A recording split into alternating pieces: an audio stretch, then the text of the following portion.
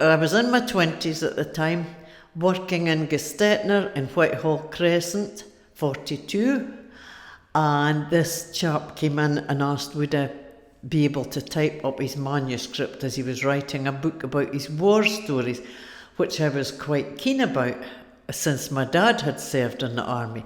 But this lad was a commando, and it was really an exciting, I couldn't wait to get the next chapter to type it.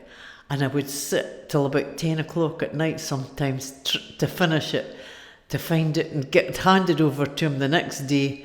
He would come all the way up from Carnoustie. He was a teacher in Carnoustie, and I would get the next chapters from him. He would be busy writing it at home, and I would type it then the next day for him, and he'd come up all the way, and then he lived in the fair, he had to go home.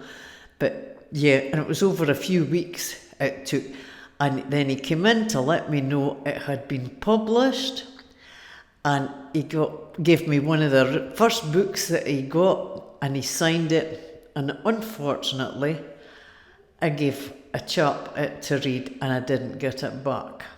But 50 years later, the girls at Lochee Library went into their computers and she found him. And I've managed to get the book that I originally typed, but it's now in a paperback.